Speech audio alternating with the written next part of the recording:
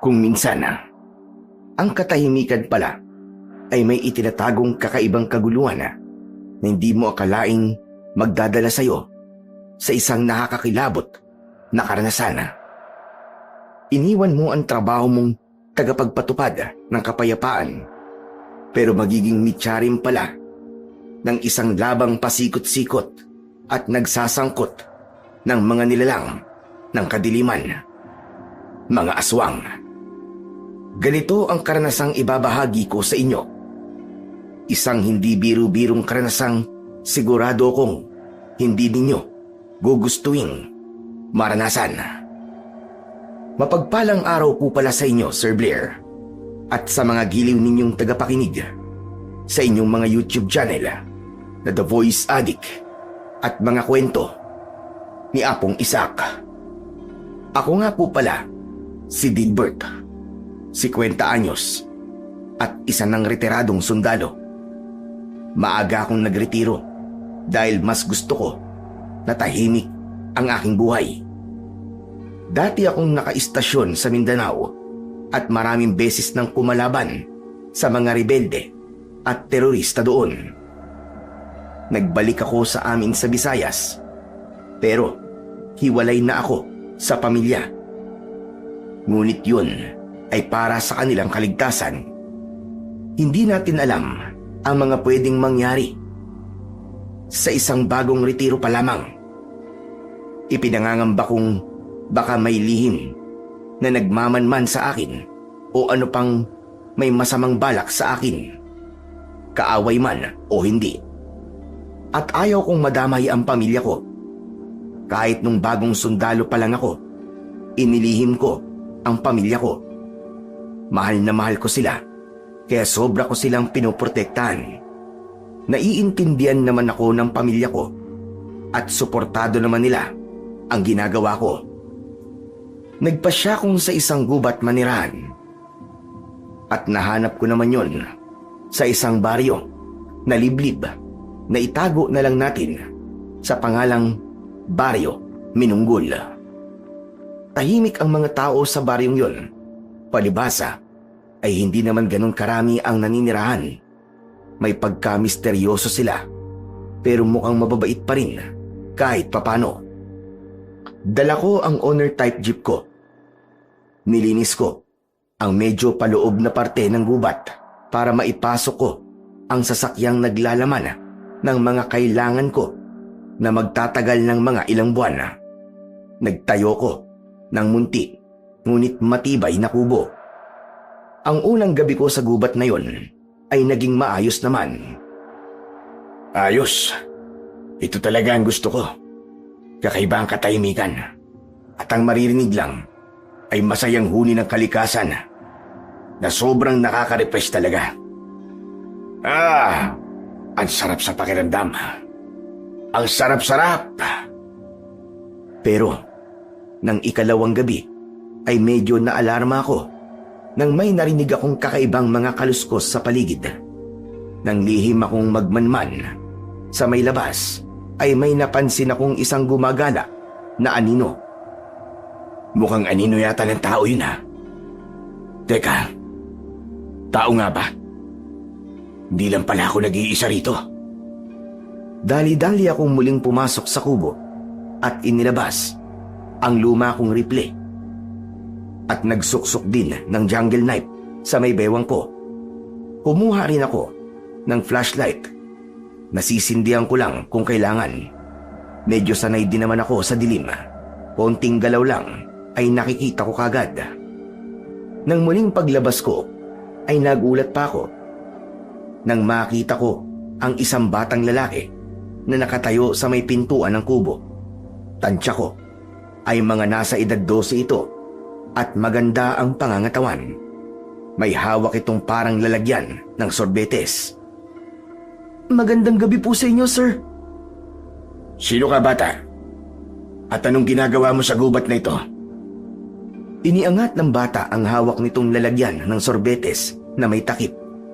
Bahagya pa nitong binuksan para ipakita ang laman. May dala po akong ulam para sa inyo, sir. Ako nga po pala si Louie. taga dyan lang po ako sa baryo.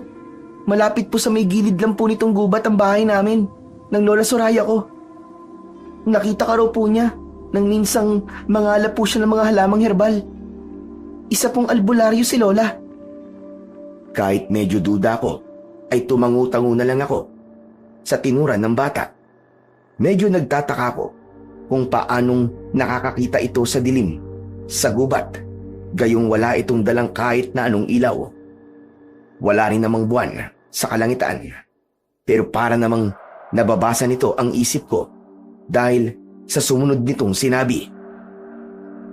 Siya nga po pala, sir. Baka nagtataka po kayo. Sanay na po kami ni Lola sa dilim po ng gabi rito sa gubat. Saka, kaya rin po wala akong dalang ilaw ay para po hindi ako mapansin na mababangis na hayop o ano pa man pong nilalang na meron dito. Saka, meron pong ipinabibilin si Lola sa inyo. Anong bilin? Tsaka, bakit kailangan sa gabi mo pa sasabihin sa akin? Ano nga po pala ang pangalan niyo, sir? Hindi ko pa po alam ang pangalan niyo eh. Dilbert. Dilbert ang pangalan ko. Sir Dilbert, mag-iingat daw po kayo rito sa gubat. May mga aswang po kasing nagkukuta sa gitna ng gubat eh.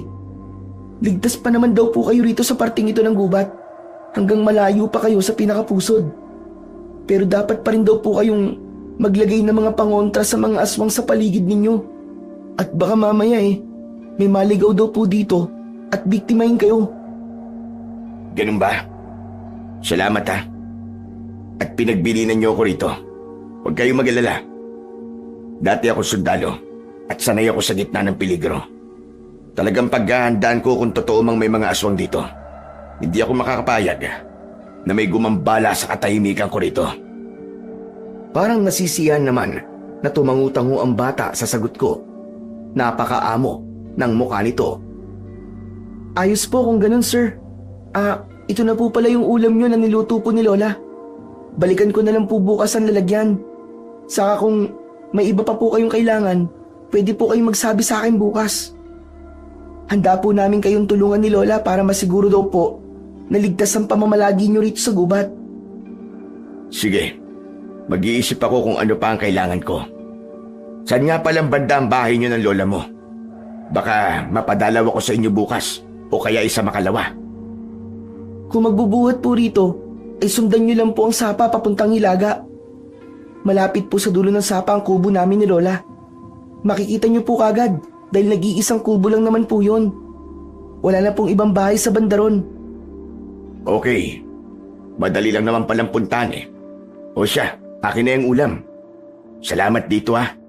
Ipaabot mo rin ang pasasalamat ko sa lola mo. Siya nga pala. Uuwi ka pa ba sa inyo? Dumito ka na lang muna.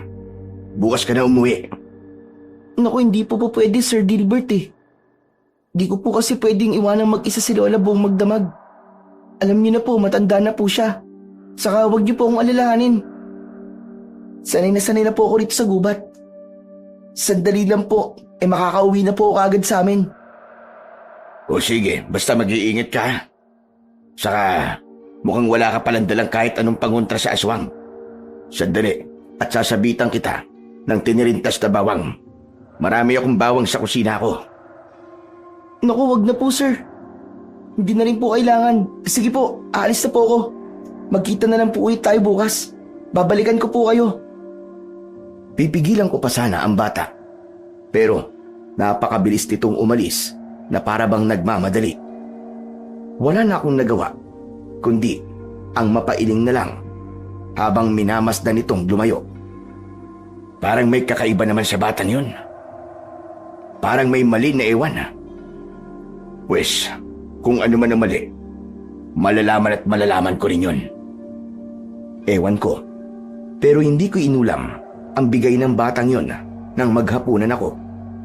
Itinabi ko lang ito at balak itapon kinabukasan. Nang sumapit na ang kinabukasan, hindi pa man sumisikat ang araw, ay lumabas na ako para itapon ang ulam na yun.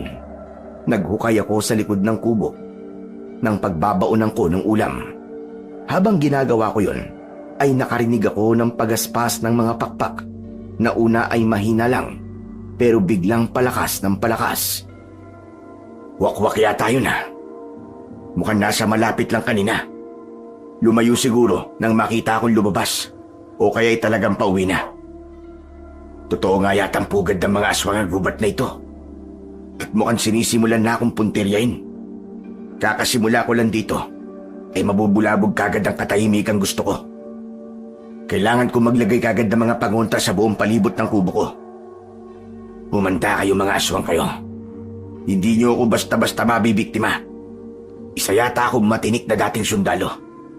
Tignan natin kapag ini-apply ko na ang military tactics ko. Pagsikat ng araw ay inihanda ko na ang lahat ng alam kong pangontra sa mga aswang. Kahit papano ay may alam naman ako at mabuti na lang talaga at marami akong nadalang asin. Una ay naglagay ako ng mga patibong sa palibot ng aking kubo, mga tinik at barbed wires na nadala ko. Kaunti lang muna dahil baka pati sina Louie at ang lola nito ay madamay. Sasabihan ko na lang ang mga ito kapag bigla silang dumating. Ang palibot din ng kubo ay sinabitan ko ng pinagpira-pirasong mga butil ng bawang. Nagbudbud din ako ng asin sa palibot. Sumunod ay nanguha ako ng mga kawayan at buho at ginawa kong mga busog at maliliit na mga pangulos. Gumawa rin ako ng shotgun na gawa sa buho at ang ibabala ko ay binilot na asin sa dahon ng makabuhay na swerteng nakakita ko ng ilang tanim sa paligid. Bandang hapon na, nang matapos ako sa paghahanda, ay siya namang saktong pagdating ni Louie kasama ang lola nito. Napansin kong parang alangan ang mga ito na lumapit nang matanaw ko sila at tawagin. Naalala ko ang ilang mga patibong sa paligid ng kubo. Louie! Lola! Abay nandiyan pala kayo. Halika kayo rito sa kubo ko. Alalayan ko pala kayo at may mga patibong akong inilagay sa paligid. Ituturo ko sa inyo kung nasaan ang mga ito at kung ano ang palatandaan para maiwasan ninyo sa tuwing dadalawin niyo ako rito. Aba, talagang naghanda ka pala iho para sa posibleng pagsalakay ng mga aswang. Mahusay kung ganon. Sir Dilbert, lola ko po pala si Lola Soraya. Lola, Dilbert po ang pangalan ni Sir. Dati raw po siyang sundalo. Nako, ikinalulugod kitang makilala iho. Pinatuloy ko muna ang maglola sa lilim ng kubo ko. Bago ko sila tuluyang kinausap, napansin kong parang hindi sila mapakali nang paupuin ko sila sa bangkong kawayan. Pero inisip ko na lang na baka ganun lang sila sa harap ng bagong kakilala. Naalala ko ang hinugasan kong pinaglagyan ng ulam na inihatid ni Louie nung nagdaang gabi. Sandali ko itong kinuha at iniabot sa kanila. Salamat po Lola Soraya sa napakasarap na ulam na niluto ninyo. Masarap po pala kayong magluto. Aba, talagang masarap po magluto si Lola, Sir Dilbert. Wala po siyang katulad. Sos, pareho kayong bolero. Palibhasa, pareho rin kayong lalaki. Ay siya nga pala, Dilbert iho. Wag na wag ka palang papasok sa pinakapusod ng gubat na ito. Mas maiging dito ka na lang sa medyo gilid. Mas ligtas kasi rito. Totoo po ba talagang kuta ng mga aswang ang pusod ng gubat, Lola? Paano niyo po pala nalaman yun? Ang totoo, iho, ay matagal nang sinasalot ng mga aswang na yon ang baryo Minunggol. Sumasalakay sila sa baryo tuwing kabilugan ng buwan. Ako na isang albularyo. Ang mga katulad ko, ang tanod ng baryo para pigilan ang pagsalakay ng mga aswang. Magagaling at tuso mga hayop na mga aswang na yon dahil sila ay militanteng mga aswang. Ano kanyo? Militanteng mga aswang? Oo, iho. Tama ang dinig mo. Mga sundalong aswang sila. Ibig ko sabihin, mga sundalo lang sila dati. Pero kalaunan ay naging mga aswang. Hindi ko nga alam kung paano silang naging mga aswang. Armado din sila. Ewan ko na lang sa ngayon kung may natitira pa silang mga armas. Sa ilang beses na rin kasi naming nakipaglaban sa kanila, ay nakakakumpiska kami ng kanilang mga armas, pero nahihirapan pa rin kaming talunin sila. Hindi ko alam kung paniniwalaan ko ba ang kwento ni Lola Soraya. Parang imposible naman kasi na may aswang na sundalo. At kung may maipapakita siyang mga armas na nakumpiska raw nila, siguro ay saka lang ako maniniwala. Isa pa, naisip ko ang tunog ng wakwak kaninang madaling araw. Baka normal na mga aswang lang ang talagang tinutukoy nito. Alam ko, iho, na hindi ka basta-basta maniniwala sa kwento ko.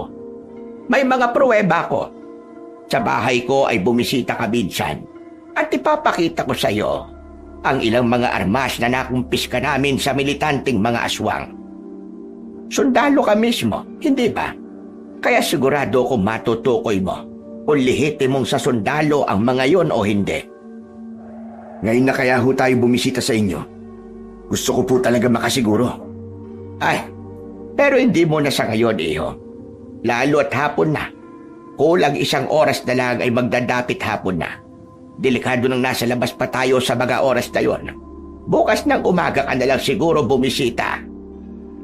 Lola, kung sumaglit po kaya ako sa kubo natin at kumuha ng armas na sundalong nakumpiska natin noong nakaraan. Dako, wag na, apo. Mabilis lumipas ang oras kapag hapon na. Paano kung sa pagbabalik mo ay matsyempohan ka ng militanteng aswang na nagmamasid na pala rito sa parting ito? Sakasaglit na lang ay kailangan na rin nating umuwi kagad. Sasabihin ko na pala sa iyo, Dilbert, kung ano talaga ang sadya ko kaya pinuntahan ka namin ngayon. Ano ho yun, Lola? Natutuwa ang baryo namin na isa kang dating sundalo, iho. Ikaw ang kailangan na makatulong sa amin para matalo ang militanteng mga aswang na nagkukuta sa pusod ng gubat na ito. Nasa iyo ang pag-asa namin kasi ay isang militante lang din ang tiyak na makakatalo sa kanila. Siyempre, ay alam mo kahinaan ng kapwa mo militante. Buong baryo ay hihimukin kung tulungan ka sa laban namin ito. Kaya nakikiusap akong tulungan mo rin kami, Dilbert. Saglit akong malaling na napaisip sa mga nalaman ko. Mukhang ang katahimikang pinapangarap ko ay mauuwi rin pala sa isang gerang hindi ko inaasahan. Umiwas nga ako sa gera, kaya nagretiro na ako. Pero sa isang kakaibang gera naman pala ako mapapasubo. Bigla kong naipit sa pagitan ng isang baryo at militanteng mga aswang sa gubat. Ano, Dilbert? Maaasahan ka ba namin? Hindi ka namin pipilitin, iho. Bibigyan ka namin ng sapat na panahon para makapag-isip-isip. Pero, nandito ka na rin lang. Nakalulungkot pero sangkot ka na rin. Hindi ka na basta-basta makakaalis sa gubat na ito nang walang kinakampihan sa pagitan ng mga kababaryo ko at ng mga militanteng mga aswang. Magbuwat sa pagbisita namin ito, Diluwi, ay may mga mata ng lihim na nagmamatsyag sa atin. Kaya iba yung pag-iingat simula ngayon ang kailangan natin. Pag-isipan at timbangin mo sanang maigi ang lahat, Dilbert. O siya, aalis na kami. Hindi kami pwedeng abutan ng dilim sa daan, pauwi. Alam mo na. Sige po, Sir Dilbert. Aalis na po kami ni Lola. Mag-iingat po kayo palagi dito, ha. Iba-ibang mga aswang po ang posibleng bumisita sa inyo rito mamayang gabi. Pero mabuti na lang po at may mga pangontra na kayong naipalibot dito sa kubo nyo. Palagay ko po ay ligtas naman po kayo rito buong magdamag. Salamat, ha. At pinatatatag mo ang loob ko, Louie. Salamat din po sa inyo, Lola Soraya, sa paggambala ninyo sa katahimikan ko. Hayaan nyo at pag-iisipan ko pa rin po mabuti ang mga nalaman ko sa inyo. Kapag nakapag-desisyon na ako, ay pupuntahan ko na lang kayo sa inyo. May pagkasarkastiko ang sagot ko. Hindi ko talaga kasi nagustuhan ang sadya nila sa akin. Para bang inuobliga pa ako sa mga bagay na ayaw ko na. Hindi ko ugaling magpaka-plastic. Nang paalis na sila, ay napansin kong papasimula na pala kagad ang takip siling. Nagmamadali pa nga ang maglola sa paglalakad. Ano ba yan, Apo? Sabi ko na nga ba, at mabilis ang oras. Papadilim na pala. Nako, dalian natin ang paglalakad. Relax lang po kayo, Lola. Ako pong bahala sa inyo. Palinga-linga ang dalawa at pati sa taas ng mga puno ay tumitingala. Hanggang sa maya-maya ay napansin ko mula sa itaas ng isang mataas na puno, may nilalang na maingat na bumababa. Lumalaylay ang dila nitong nagsasangang parang ahas. Isang tiktik. Halatang nakaabang ito sa maglola. Naalerto ko ng sandaling yun at mabilis na kinuha ang ginawa kong shotgun sa loob ng kubo. Nagbulsa rin ako ng ilang balot ng asin sa dahon ng makabuhay bilang pambala. Paglabas kong muli ay saktong patalon na dadambahin na sana ng tiktik si Louie, pero naging mabilis ang reaksyon ko. Kaagad kong inasinta ang tiktik. Nang umangang pa, pinatamaan ko ito sa mismong bunganga. Kaagad nalaglag ang nilalang na yon na umaatungal habang umuusok ang bungangang nasabugan ng asin. Gulat na gulat at takot na takot naman ang maglola sa kanilang nasaksihan. Takot silang lapitan ito. Pesting tik-tik na ito. Hayan, buti nga sa iyong hayop ka. Akala mo naman ay basta mo na lang kami makakanti na maglola. Balas mo na lang dahil may tagapagtanggol kami. Buti nga sa'yo. Hayang kasi. Ayaw ninyong sumunod eh. Biglang siniko ni Lola Soraya si Louie, kaya napahinto sa pagsasalita ang bata. Ako naman ay napakunot ng noo. Mabilis ko silang nilapitan para tuluyang patayin ang tiktik na noon ay kumikisay-kisay na. Ano bang sinasabi mo, Apo? Tumigil ka nga. At baka kung ano na naman ang masabi mo. Hay, nakukan talaga. Lumayo kayo sa tiktik na yan, delikado. At baka makawit pa rin kayo ng matatalas niyang mga kuko. Tumalikod kayo at tatapusin ko na siya. Sumunod naman sa akin ang maglola. Pagkatalikod nga nila, ay kagad kong inilabas ang pang-ulos ko na gawa sa buho. Makaraan, ay pabigla kong kinalawit ng braso ko ang leeg ng tiktik mula sa likuran nito.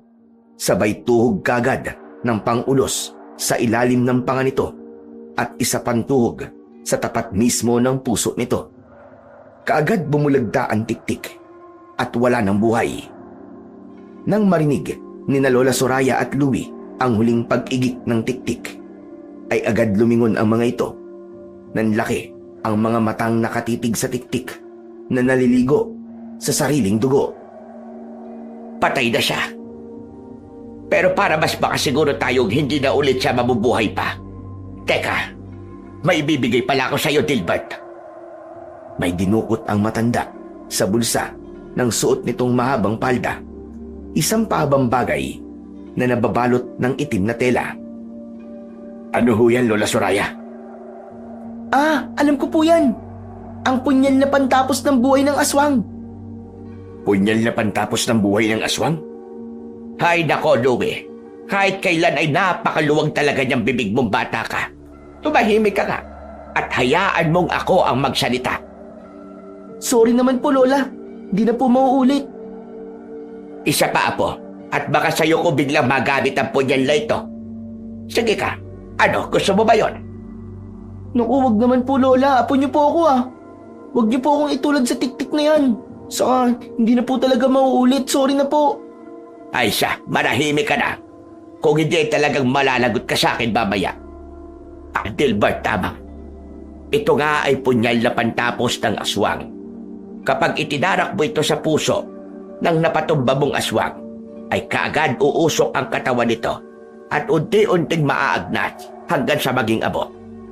Sa bawat papapatumba mong aswang, ay yan ang pantapos mo. Sa ganung paraan, ay hindi na talaga sila mabubuhay pagbuli.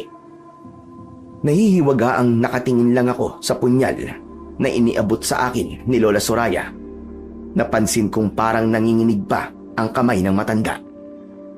Buksan mo at tapusin mo na ang tiktik na yan. Posible pang mabuhay yan. Kahit natuhog mo na sa puso yan. lalo kapag nakuha ng mga kalahi niya ang katawan niya. Tinanggal ko ang balot ng punyal at tumambad sa akin ang makinang nitong talim. Udyok ng kuryosidad kung totoo nga ang sinasabi ng matanda, ay kagad ko nga itong itinarak sa dibdib ng tiktik. At totoo nga, kaagad umusok ang katawan nito at nagsimulang maagnas at maging abo. Nanlaki ang mga mata kong hindi ako makapaniwala. Aba, totoo nga po ang sinabi niyo ah. Nakakamanga. Lola, sa akin na hubang punyal na ito? Sa ngayon, ikaw muna ang tagapagdala niyan, iho. Tsaka ko nalang babawiin sa'yo kapag natalo na natin ang grupo ng mga militanteng aswang at iba pang aswang na magtataka ng buhay mo at ng buhay naming maglola. Wala na ho ba kayong ibang ganito? Wala na, iho. Nag-iisa lang yan at sa akin nakaatang ang tungkulin para dyan. Minana ko pa yan sa kanununuan ko. Pero bakit ipinapaubayan niyo po sa akin kung sa inyo pala nakaatang ang tungkulin para dito? Pwede ko naman pansamantalang ipaubaya yan sa iba. Ako pa rin naman ang ituturing niyan na Panginoon. Kusang babalik sa akin yan. Kapag nalubos na ang layunin nito na naaayon sa kagustuhan ko, tutulungan ka niya na lipunin ang mga aswang na kailangan lipulin. Hanggat tutulungan mo rin kami at ang buong baryo minunggol. Napatango-tango ako sa sinabi ni Lola Soraya, pero bigla akong may naisip itanong tungkol sa punyal. Lola, kahit ano po bang uri ng aswang ay kaya nitong tapusin? Kaya rin po ang militanteng mga aswang? Ay oo, iho. Lahat ng uri ng aswang ay kaya niyan. Ngunit lalo na ang mga militanteng aswang. Ayos po pala ito kung ganun. Salamat po. At pansamantalang yung ipinaubaya to sa akin. Sa pamamagitan po nito, ay mas madali ko kayong matutulungan at mas mapoprotektahan ko ang kapayapaan dito sa palibot ng kubo ko. Siguro naman po, ay lalong matatakot sa akin ng mga aswang na magtatangkang lumapit dito. Siya nga po pala. Sa kubo ko na lang po muna kayo magpalipas ng gabi. Magdidilim na po at delikado na kayo sa daan. Bukas ng umaga na lang po kayo umuwi. Saglit na nagpalitan ng mga tingin ang maglola. Parang alangan sila sa inaalok ko para sa kaligtasan nila. Lola, anong sasagot nyo? Papayag po ba kayo? Kung hindi lang siya na nakakahiya sa'yo, iho. Pero sige, ikaw na ang nag-alok. Bakit pa kami tatanggi? O siya, magmadali na tayong pumasok sa kubo mo. Parang nararamdaman kong may umaaligid-aligid rito sa atin. Sandali kong pinakiramdaman ang paligid at mukhang totoo ngang may kakaibang mga kaluskos. Para ding may naririnig akong mahihinang ungol na kung anong nilalang. Aba, mukhang tama kayo, Lola. May naririnig nga akong mga kaluskos na papalapit dito sa atin. Magmadali na po tayo kung ganun. Mukhang mga militanteng aswang po ang umaaligid. Kailangan ko pong tahimik at palihim na mag-scout mamaya para makasiguro kung ligtas tayo buong magdamag. Mabuti nga na gawin mo yan, iho. Pero mukhang hindi mga militanteng aswang ang umaaligid sa atin. Sigurado kung mga pasaway na mga aswang lang ang mga yan. Hulihin mo mga salot na yan at tapusin mo kagad sa pamamagitan niyang binigay kong punyal. Posible pang maging hadlang ang mga yan sa pagharap mo sa totoong mga kalaban na mga militanteng aswang. Paano po kayo nakakasiguro na mga pasaway na aswang lang ang mga umaaligid? Sa tanda kong ito, ay kabisado ko na ang kilos at amoy ng mga aswang na yan. Pati ang mga militanteng aswang ay kabisado ko na rin. Kaya wag mo sana akong pagdududahan, iho. Kung sa bagay nga ho, hindi ko nga po kagad naisip yon. Pasensya na po kung napagdududahan ko kayo. Alam nyo na, hindi ko pa po kabisado ang gubat na ito. Naiintindihan naman kita, iho. Wala tayong problema doon. Ang importante ay nagkakaintindihan na tayo ngayon. Maya-maya ay napansin ko si Louie na parang walang katapusan ang pagsuri sa kabuuan ng kubo ko. Bawat sulok ay tinitignang maigi at parang may kung anong kinatatakutan. Todo kapit pa ito kay Lola Soraya Nang pansinin ko ito, ay para bang napakislot pa ng bagya. O Louie, anong meron sa kubo ko? At bakit parang may kung ano kang kinatatakutan? Naku Sir Dilbert, hindi po sa natatakot ako. Parang nalulula lang po ako sa mga gamit nyo bilang isang sundalo. May kung ano-ano pa po pala kayong mga gawang sandata dito. Talagang handang-handa po pala kayo Abay, ano pa ba aasahan mo sa isang dating sundalo, Apo? Malamang na talagang laging handa mga sundalo. Kaya sabi ko nga, siya talagang makatutulong sa atin laban sa mga militanteng aswang. Pati tayo mga taga-baryo ay maraming matututunan sa kanya. Hindi po ba kayo natatakot kay Sir Dilbert, Lola? Abay, bakit naman ako matatakot sa taong makakatulong sa atin? Tsaka isa pa, poprotektahan niya ang baryo natin. Kakampi natin siya laban sa mga pasaway na aswang at sa mga militanteng mga aswang. Makakatulog po kaya tayo ng maimbing dito, Lola? Saka, paano po ang hapunan natin? Bigla kong sumingit sa tanong na yon ni Louie. Sa hapunan po pala natin, Lola Soraya. Huwag niyong alalahanin. Sabihin niyo lang po kung anong gusto niyong ulamin at ihahanda ko. Marami po akong stock sa kusina. Tungkol naman po sa tutulugan niyo, kaya na lang po muna sa may katre kung may kutsyon para komportable kayo. Sa lapag na lang po ako matutulog sa sala. Mga bisita ko kayo, kaya dapat na komportable kayo rito. Nako, napakabait mo naman, iho. Ito kasing apo ko na ito. Saksakan talaga ng arte kong minsan. Huwag mo na lang ito ganong pansinin. May kakaibang allergy ito eh. Allergy sa kaartehan. Ay, ewan ko ba kung kanino nagmana ito. Ako na lola niya ay hindi naman maarte. Pati mga magulang niya nung nabubuhay pa ay pareho din namang walang kaartehan sa katawan. Itong mokong lang talaga na ito ang naiiba sa aming lahat. Madalas ko nga mapagalitan ito. Lola naman, kung ano-ano kagad ang ikinuwento nyo kay Sir Dilbert. Baka mamaya isipin yan binabai ako. Bakit kasi ang arte-arte mo? Ituwid ko lang ha, Dilbert. Lalaki itong apo ko. Sadyang ganyan lang siya kaarte. Naiintindihan ko po, Lola. Saka bata pa po kasi itong si Louie. Kapag nagbinata na po yan, ay panigurado mawawala po ang kaartehan niya. Ano nga ho palang gusto niyong ulamin? Sandaling nag-isip si Lola Soraya bago sumagot. Napasulyap pa ito sa banda ng kusina ko. Ano nga ba ang madaling lutuin? Yung madali lang siya ng nguyain, iho. Ayoko ng mga ginisa-ginisa. Kung may mga gulay karyano, may mga talbos, ayos na sa amin ng apo ko ang nilagang gulay, iho. Ayaw namin ng mga bonggang ulam o mga ulam pang mayaman. Ayos ho. Marami po akong gulay sa kusina. Sige, dun po muna kayo sa kwarto. At ihahanda ko lang po ang panghapunan natin. At pagkatapos natin kumain, ay mag-i-scout na po ako sa labas. Magbabantay na rin po ako hanggang maghating gabi. Sisiguraduhin kong ligtas tayo dito. Inihanda ko na nga ang hapunan namin. Ang maglola ay nagtungo sa kwarto ko. Napansin kong maingat na maingat ang bawat pagkilos nila na para bang may hindi ako nakikitang delikado para sa kanila. Dahil nahihiwagaan ako sa mga kilos nilang yon, ay palihim ko silang inobserbahan.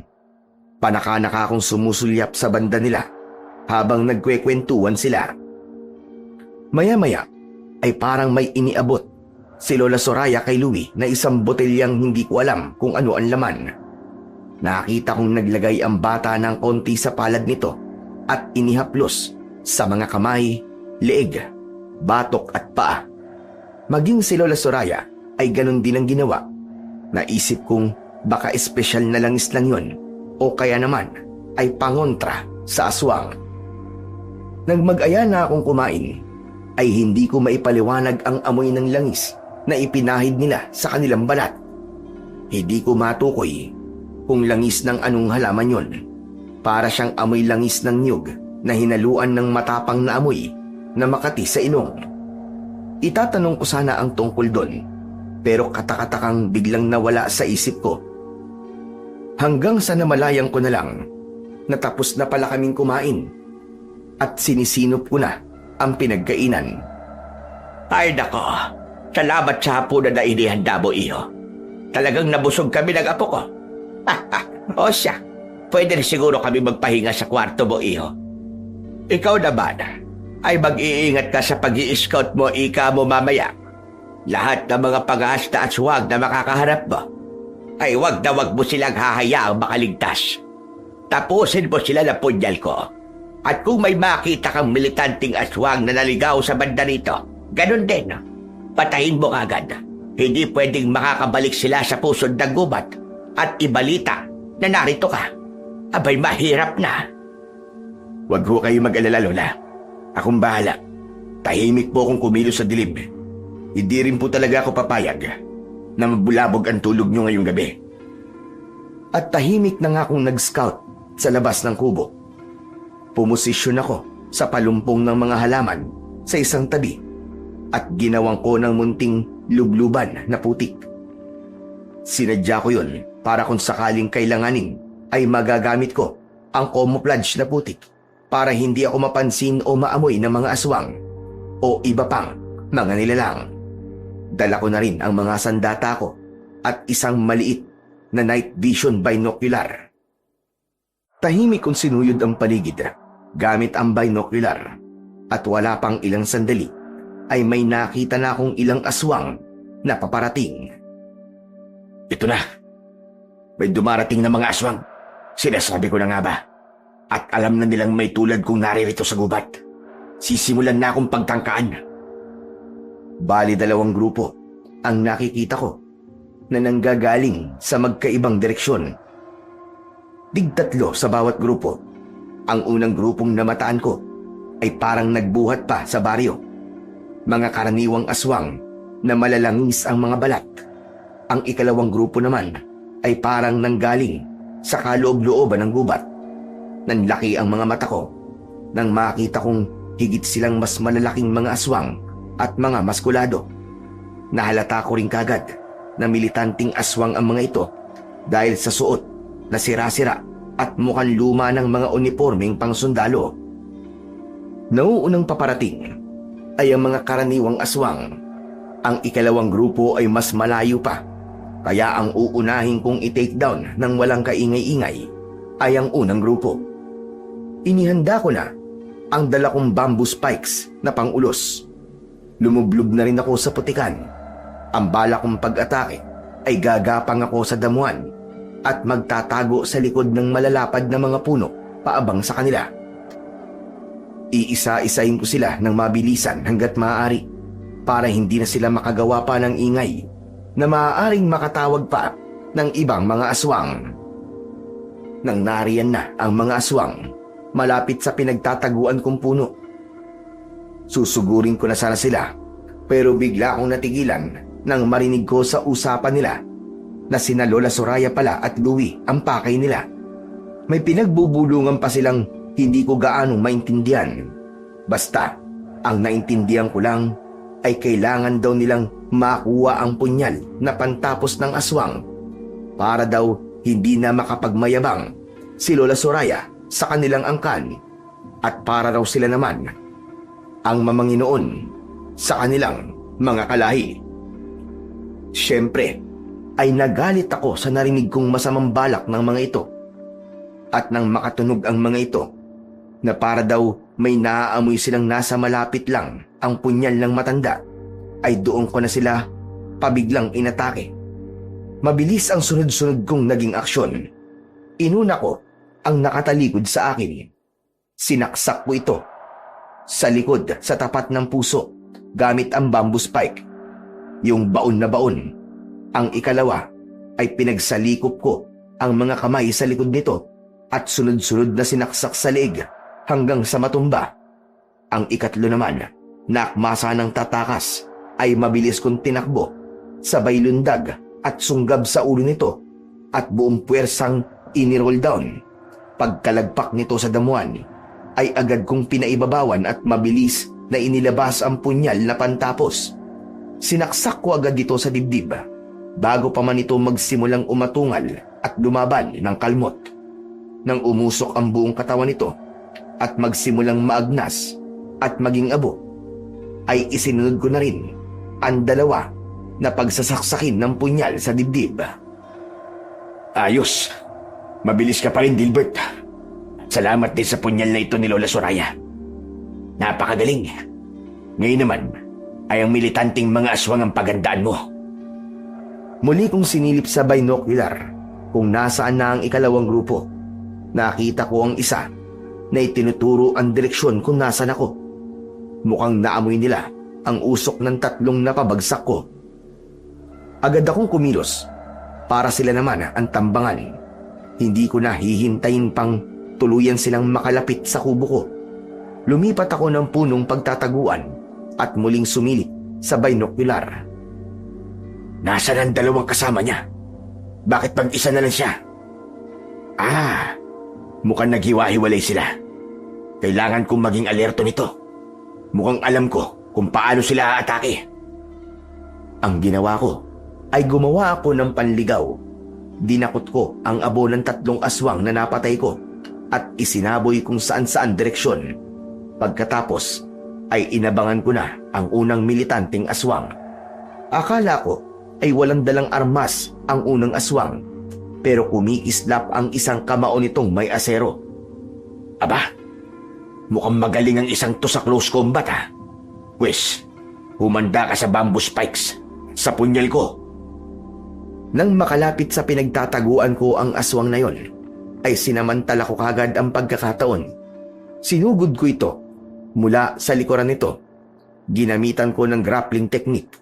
Sabay kong ipinulupot ang mga braso ko papasok sa kilikili nito at pasalikop sa batok nito, habang ang mga paa ko ay sa mga binti naman ito pumulupot. Ano pat sabay kaming natumba sa damuhan. Ako ang nakapailalim. Mahigpit ang ginawa kong pagkontrol sa malaking katawan ng aswang, at bago pa man ito tangkaing puwersahang tanggalin ang mga kamay ko, ay sabay ko nang itinarak sa magkabila ang gilid ng leg nito. Pailalim sa collarbone ang mga hawak kong bamboo spike. Hindi ko tinigilan ang pagbaon ng mga ito ng malalim hanggang sa huminto sa pagpalag ang aswang. Paghugot ko ng mga spike, ay kagad bumulwak ang masaganang dugo sa leg ng aswang. Mabilis ko itong itinulak para makakalas ako. Pagkatapos ay kagad kong tinapos ng saksak sa dibdib nito gamit ang punyal ni Lola Soraya. Umusok ang buong katawan ng aswang at nagsimulang maagnas at unti-unting maging abo. One down na. Ngayon ay humanda naman ang dalawa. Humanda ka rin, Dilbert, at baka may iba pang armas ang dalawa na hindi mo nalalaman. Nang sa babaling na ako sa kabilang banda, ay bigla akong natigilan nang makarinig ako ng atungal palapit sa akin. Dadapa pa lang sana ako sa damuhan para gumapang, ay saka ko naman napansin ang bulto ng ikalawang aswang na patakbong pasalubong sa akin. Naamoy pala ako nito. Kaya naman ay hinarap ko na kagad ito. Kaya lang ay medyo natakot ako nang makarinig ako ng kalansing ng kung anong metal, nang parang may kumislap sa tama ng liwanag ng buwan na nakapasok pa rin sa gubat. Ay noon ko lang napansin na may hawak pala itong makapal-kapal at mahabang kadena. Anak ng putya, mukhang mahihirapan ako sa isang to ah. Anong atake kaya magandang gamitin sa isang to? Kailangan ko ng liksi sa pag-iwas dito. Mukhang kailangan ko naman ng parkour technique dito. Tama, kailangan ko siyang akayin sa parte ng gubat na maraming mabababang mga sanga para magsilbi kong proteksyon at para hindi niya ganong magamit ang kadena niya sa paggampas. At ganun nga ang ginawa ko. Nang susugurin na ako ng ikalawang aswang, ay mabilis akong tumakbo papunta sa masasangang parte ng gubat. Lambitin doon, lambitin dito ang ginawa ko.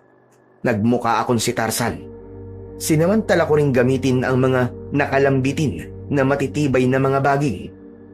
Inihahampas ko ang mga ito para pumulupot sa leeg o katawan ng galit at atat na aswang. Isinabay ko rin ang paghahagis ng bamboo spike at pinunteriya ang mahihinang parte ng katawan nito tulad ng leg at mga mata. Nang matamaan ko ng spike sa pisngi ang aswang, ay lalo itong nagwala at lalong naging mabangis. Napilitan pa itong ihagis ang hawak na kadena sa direksyon ko ng ugod ng lakas. Anak ng putya, kamuntikan na ako ron ah. Mas galingan mo pa, Dilbert. Hindi ka dapat matamaan. Katapusan mo na kapag nagkataon na. Pumuntikan na talaga akong matamaan ng kadena. Mabuti na lang at kagad akong nakatalon pataas sa mas mataas na sanga ng puno. Talagang nabali ang sangang tinamaan ng kadena. Dahil dito ay gumanti ako sa aswang. Magkakasunod na hagis ng bamboo spike ang ipinatama ko rito. Ito sa iyong hayop ka. Matamaan sana ang mga mata mo. At nagtagumpay naman akong matamaan sa magkabilang mga mata ang aswang. Grabing atungal ang ginawa nito habang hipo-hipo ang bamboo spikes na hindi malaman kung huhugutin ba ang mga yon o hindi. Hanggang sa hinayaan na lang nito ang mga spike.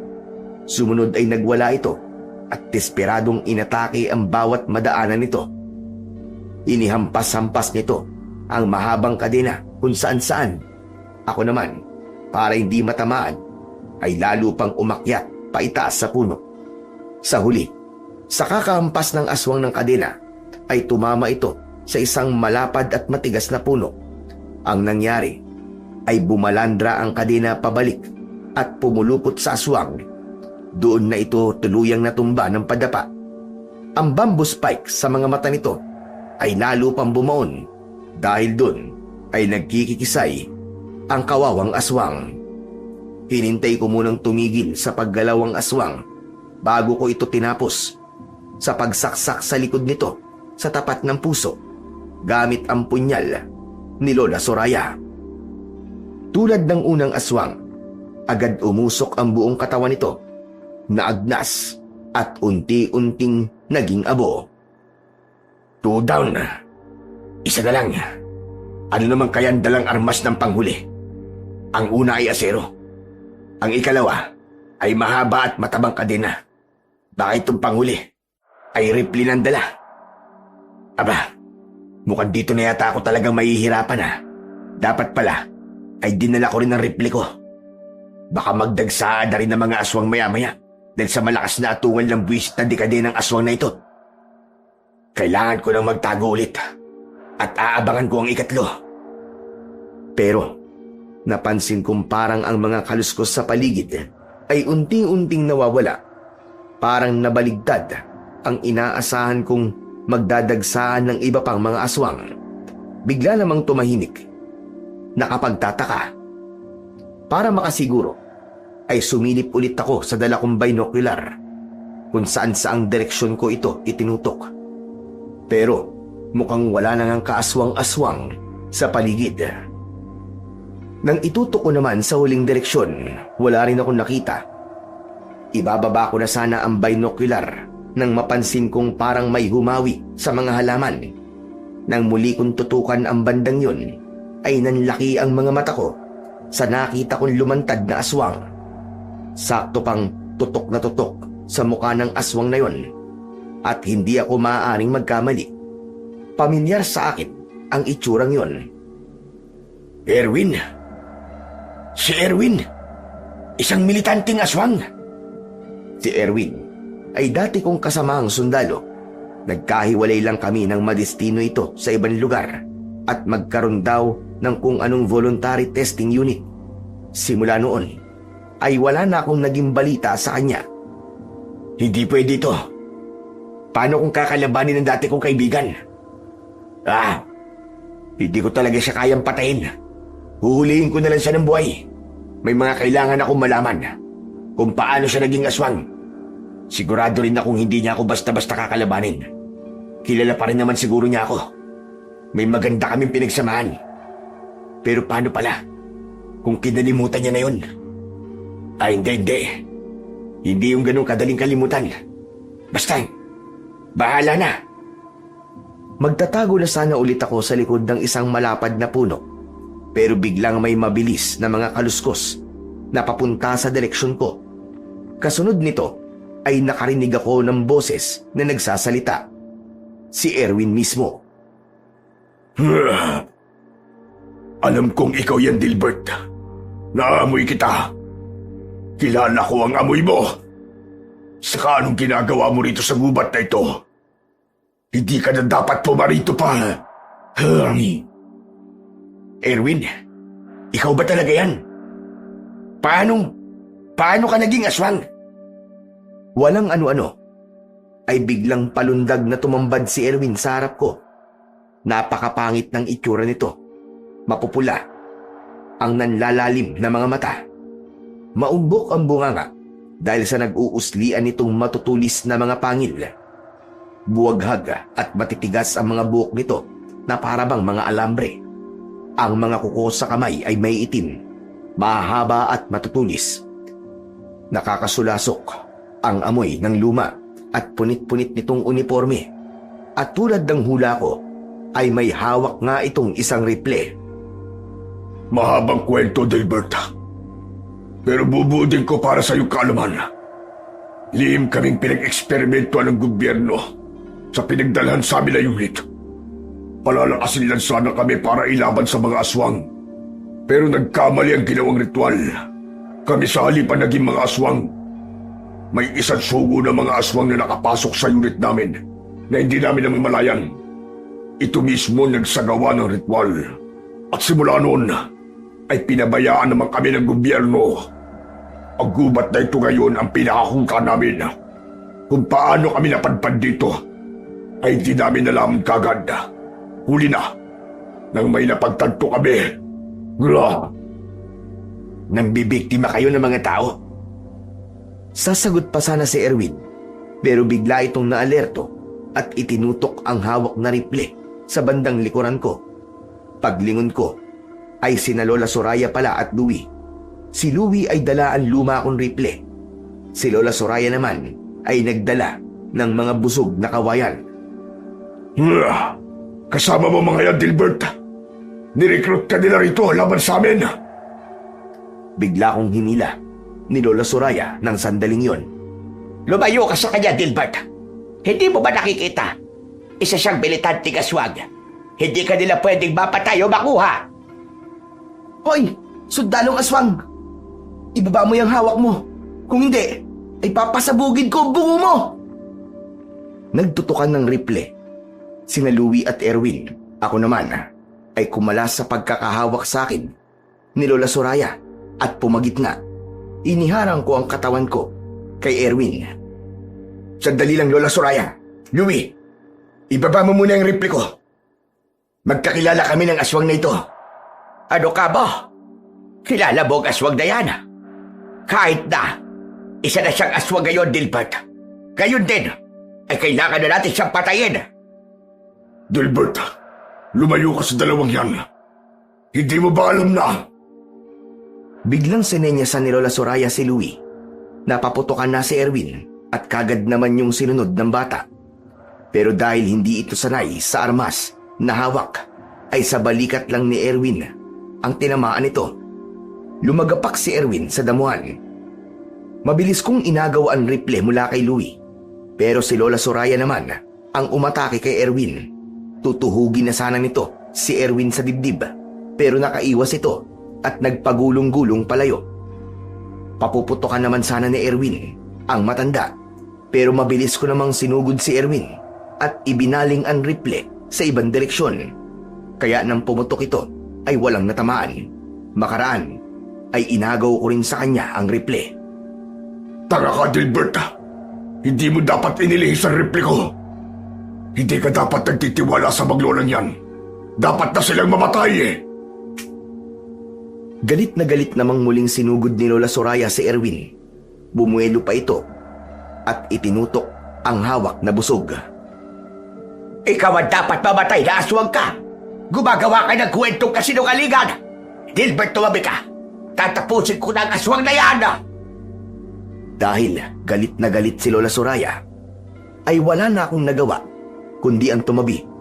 Naglaban sila ni Erwin, pati si Louie ay nakisali na rin. Ako naman ay hindi ko malaman kung sino ang papanigan ko. Nang unang makausap ko si Erwin, sa mga mata niya ay nababasa kong katulad pa rin siya ng dati. Matino pa rin mag-isip sa kabila ng nagbago nitong katauhan. Kay Lola Soraya naman ay medyo nagduda ko. Sa pagitan nilang dalawa ay si Erwin ang mas kilala ko. Habang naglalaban sila ay sandali akong nag-obserba. Napansin kong habang tumatagal ang laban ay parang may pinipigilan sa kanilang pagkatao ang maglola. Hindi ko maintindihan pero parang pumupula ang kanilang mga mata. Pabalik-balik na pula at itim. At sa wakas ay nakapagdesisyon na ako kung ano ang dapat kong gawin at kung sino ang mas dapat kong kampiyan. Pero pagbaling ko ay nakita kong napatumba na pala ng maglola si Erwin at pinagtutulungang panatilihing nakadapa sa damuhan. Dilbert, ampun niyan na pagtapos. Dali! Tapusin na natin ang hayop na aswang na ito! Bagya akong tinanguan si Lola Soraya, pero sa likuran ko ay lihim kong inilalabas ang pinakatatago kong matapang na pang-spray. Buo na ang desisyon ko. Nilapitan ko ang tatlo, kunwaring ilalabas ko ang punyal. Dilbert, wag. Maawa ka sa akin. Magkaibigan tayo, hindi ba? Marami tayong magandang pinagsamahan. Huwag mong gawin sa akin to. Sige na, Dilbert. Tapusin mo na ang aswang na yan. Hindi dapat awa ang pairalin mo sa pagkakataong ito. Tandaan mo, aswang siya. At hindi na tulad dating normal na mga tao. Hayop kang matanda ka. Sino nagsabing tao ka? Isa ka ring aswang. Kayo ng apo mo ay mga aswang. Hindi yan totoo! Sinungaling ka! Sir Dilbert, sinungaling ang aswang na yan! Huwag kayong maniniwala dyan! Nang makita kong hindi na makapagpigil pa, si Lola Soraya na noon ay napansin kong sobrang namumula ang muka, ay walang sabi-sabing bigla nitong inagaw ang punyal sa kamay ko. Nataranta naman ako at noon ko na mabilis na inilabas ang pang-spray at pasimpleng inisprayan sa tapat ng ilong ni Lola Soraya bago pa man ito masaksak ng punyal ang takot na si Erwin. Agad na nahilo at nakatulog ang matanda. Bumagsak ito sa damuhan. Isinunod ko na kagad si Louie na noon ay nagtataka sa ikinilos ko. Tapos ay maging si Erwin, pero hindi ganun karami. Nang makatulog na silang lahat sa pang-spray kong pampatulog, ay mabilis naman akong lumayo sandali para huminga. Pinigil ko talaga ang huminga para hindi ako tablan ng spray. Pinalipas ko muna ang ilang sandali bago ko isinagawa ang balak ko sa tatlo. Pare-parehas ko silang hihilayin papunta sa kubo ko at pare-pareho ring igagapos. Wala muna akong kakampiyan sa kanila hanggat hindi klaro ang mga nalaman ko. Sakto namang pagkahila ko sa kanilang lahat sa kubo ay saka naman ako may narinig na sunod-sunod na mga kaluskos sa paligid. Pero hindi makalapit ang mga ito dahil sa mga inilagay kong patibong at pangontra sa palibot ng kubo. Sinilip ko sa binoculars ko kung anong klaseng mga aswang ang nasa paligid. Mga karaniwang aswang yan. Ano kaya ang pakay nila? Ako ba? O sina Lola Soraya at Louie? Totoo kaya ang sinabi ni Erwin na mga aswang din pala maglola? Naaalala ko ang mga napansin ko sa maglola kaninang nakikipaglaban sila kay Erwin. Galit na galit din sila kay Erwin at parang meron talaga silang itinatago at gustong pagtakpan. Kailangan magising kagad si Erwin. Kailangan ko siyang makausap na maayos tungkol sa nalalaman nito sa maglola. Teka, kailangan ko rin palang dobling gapusin ang maglola. Matapos kong maigapos ng maigi ang maglola, ay hinanap ko naman sa camping bag ko kung may nadala ba akong antidote spray para sa pampatulog. Natuwa ako nang may makita kong may laman pa. Agad ko itong ginamit kay Erwin. Nagising din naman ito kagad. Hiningal ito bigla at napaigik dahil sa mga sugat sa katawan na dulot ng maglola. Kaunti na lang ay maghihingalo na ito. Bakit nakagapos ako, Dilbert? Pakawalan mo ako. Saka nasampala ang demonyong maglola. Hayan sila sa harap mo, Erwin. Ginapos ko rin sila. Inisprayan ko sila ng pampatulog. Pati ikaw. Pero ginising kita dahil kailangan kita makausap. Ano ang nalalaman mo tungkol sa maglola na ito? Mga aswang ang mga yan, Dilbert. Ang buong baryo ng Minunggol ay puro aswang ang nakatira. At ang matagdang yan ang leader nila. Totoo ba?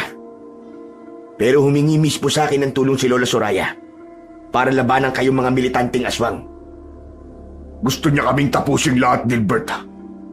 Alam mo kung bakit? Bakit, Erwin? Dahil ayaw naming gamitin nila para sa balak nilang pagpaparami ng kanilang lahing aswang. Kaming mga militanteng aswang ay galit din sa kanila. Naalala mo ba yung nabanggit ko, bandang una? Yung palang nakapuslit sa unit namin na nagsagawa mismo ng ritual ay tauhan na matandang huklubang yan. Kaya rin pala dito kami kusang napadpad. Ay kagagawan din ng hayop na matandang yan. Ginamitan niya kami ng mahikang itim. At hindi rin totoong albularyo yan. Peking albularyo yan. Naisip ko pa na kaya siguro nagpuslit yan ang tauhan niya sa unit namin. Ay nalaman siguro niyang dito kami mismo ipapadala laban sa kanila kung sakaling nagtagumpay ang eksperimento. Napatango-tango ako sa mga idinitalye ni Erwin. Pero may kaunting duda pa rin ako. Teka pala, Erwin. May ibinigay sa akin tong si Lola Soraya na punyal na pantapos ng aswang. Kung aswang din pala siya, bakit meron siya nito? Inilabas ko ang punyal na kumuntikan na ring maisaksak ni Lola Soraya kay Erwin. Natakot siya rito. Ginagamit ka lang niya, Dilbert. Sabi ko nga, ay balak talaga niyang tapusin kaming lahat. Yan din talaga ang balak ni Boss Gilier.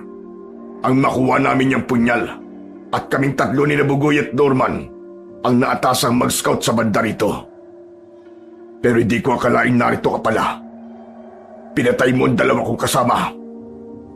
Pero wala akong alam, Erwin. Pasensya na. Kung nalaman ko lang kagad, ay hindi ko gagawin yon. Wala na tayong magagawa sa nangyari, Dilbert. Ngayon ay tulungan mo na lang si Boss Gilier laban sa mga aswang sa baryo. Nararamdaman ko sila sa paligid. Nag-aabang lang sila sa hudyat na ibibigay ng buwisit na matandang yan. Sinasabi ko sa iyo, matapos ka nilang gamitin, ay ililigpit ka rin nila kagad. Kaya ngayon pa lang ay patayin mo na ang maglolang yan. Tapusin mo na sila sa pamamagitan ng punyal na yan. Huwag mong masyadong ilakas ang boses mo at baka marinig ng mga aswang sa paligid ng pinag-uusapan natin. Saka may iba akong plano. Hindi ko munang pwedeng patayin na maglolang ito, Erwin. Kung gagawin ko yon, ay matutunugan ng mga kababaryo niya at sigurado kung may plano na kagad silang isasagawa laban sa akin. Pati na rin sa inyo. Ano ba plano mo? Ayoko munang sabihin sa iyo, Erwin. Sensitibo ang plano ko. Hindi pwedeng magbintis. Saka siya nga pala, paano ko matutulungan ng Boss Gilier nyo? Saka, ano bang plano niya sa mga aswang sa baryo? Mabutit na itanong mo yan, Dilbert. Ang plano ni Boss Gilier ay ang makuha ang punyal na pantapos na ngayon ay hawak mo na. Wag mo na yung hahayaang mabawi pa sa'yo na matandang yan. Kapag nakuha na yan ni Boss, ay madali na lang ang paglusob na plano namin. Oo nga pala, tama. Hindi mo pa pwedeng patayin ang huklubang yan. Huhuliin pala namin yan at pipiliting magsagawa ng ritual para maibalik kami sa dati. Iba-blackmail namin siya para mapilitan siya. Pero paano, Erwin? Kung may backup plan din palang matandang ito? Basta, alam ko matalino ka, Dilbert. Kaya kailangan mo makipagkita at makipag-usap kay Boss Gilier. Malaki ang may tutulong mo sa kanya para matalo ang lahi ng Sorayang yan. Pero hindi ko kilala si Boss Gilier nyo, Erwin. Saka paano ako nakakasigurong hindi niya ako gagawa ng masama kapag nakita niyang isa lamang akong tao? Hindi mo siya kilala, oo. Pero ikaw ay kilala niya, Dilbert. Isama mo ako habang buhay pa ako. At ako magpapatotoo sa kanya. Nakakampi ka namin. At hindi ng baryo ng mga aswang ng Sorayang yan. Nang biglang umungol si Lola Soraya, ay natigil ang pag-uusap namin ni Erwin. Sinenyasan ko siyang huwag munang maingay. Hinila ko siya at itinago muna sa kusina para hindi siya makita ng matanda Kailangan ko ring makausap ang matanda para mapulido ko ang niluluto kong plano. Dito ka muna, Erwin, Wag na wag ka munang gagawa ng kahit na anong ingay. Kailangan ko lang din makausap si Lola Soraya. May kukumpirmahin lang ako. Huhulihin ko siya sa sarili niyang bibig na hindi niya namamalayan. Mag-iingat ka sa kanya, Dilbert. Tuso matandang yan. Muli kong binalikan si Lola Soraya. Inihanda ko na rin ang pang-spray ko na pampatulog. Pabalik na ang malay nito. Ganon din si Louie. Nagulat pa ang mga ito nang matuklasang nakagapos ang mga ito sa iisang poste sa pinakagitna ng kubo. Dilbert, anong ibig sabihin nito? Bakit nakagapos kami ng apo ko? Pakawalan mo kami. Nakanasan na ang militanting aswang na sugatan. Napatay mo ba? Nasaksak niya yata, Lola, ang hayop na sinungaling na yun. Di po ba, Sir Dilbert? Sumakay na lang ako sa sinabi ni Louie. Naisip kong may pagkaulyanin pala si Lola Soraya. Kung ganun, ay pwede ko pala itong bilugin. Tama ka, Louie. Naging abo na siya. Kalagan mo kami, Dilbert. Bakit mo ba kami iginapos? Nang ilabas ko ang punyal na pantapos at nilaro-laro sa palad ko, ay napansin kong medyo kinabahan si Lola Soraya. Pero agad nitong itinago ang nararamdaman. Si Louie naman ay nasulyapan kong napalunok ng laway. Kalagan mo na kami, Dilbert. Nararamdaman ko maraming mga aswang na nag-aabang sa labas. Baka bigla silang sumugod dito. Paano na kami ng apo ko? Baka mga militanting aswang din ang mga yan. Kalagan mo kami. Relax lang ho kayo, Lola. May tatanong lang muna ako sa inyo. Bago ko kayo kalagan. Gusto ko lang po makasiguro sa isang bagay. Ano bang itatanong mo? Itanong mo na habang nakakapagpigil pa. Basta, itanong mo na. May nakapagsabi po sa akin tungkol sa punyal na ito, Lola. Naniniwala po kung alagad ng liwanag ang totoong may-ari nito at hindi alagad ng dilim. Tama po ba ako, Lola? Oo, tama ka, iho. Tulad kong alagad ng liwanag lang ang pwedeng magmay-ari at mamanginoon dyan. Kapag nasugatan po ba nito, ang pinapanginoon nito ay hindi siya maano, Lola? Halimbawa, sugatan ko kayo ngayon ng punyal na ito. Anong mangyayari sa inyo? Ano bang klaseng tanong yan, Dilbert? Pinagdududahan mo ba ako? Kung ano man ang mga nalaman mo mula sa militanting aswang kanina, ang mga yon ay puro kasinungalingan lamang. Tandaan mo, tuso ang mga aswang. Tuso! Magaling silang humabi ng mga kwento para mapaniwala ka. Natanong ko lang naman po, Lola. Galit na galit kagad kayo. At bigla namang sumingit si Louie. Lola, naririnig niyo po ba ang mga ungol ng mga aswang sa labas? Mukhang naghihintay na sila ng hudyat na Ay, naku talaga, bata ka. Mga militanting aswang na nasa labas. At Dilbert, kalagan mo na kami. At may kailangan akong isagawang ritual para kontray ng mga aswang sa labas. Bilis na! Delikado tayo dito! Nagkunwari naman akong susundin ko ang utos ng matanda. Pero wala itong kaalam-alam sa gagawin kong test dito. Siyempre, ay dinaanan ko muna si Louie. Tinalikuran ko siya para hindi makita ni Lola Soraya ang gagawin ko. Inisprayan ko naman muna ang bata ng pampatulog nang direkta mismo sa ilong nito. Sunod, habang kunwari kong kinakalagan si Lola Soraya, ay may itinanong ulit ako.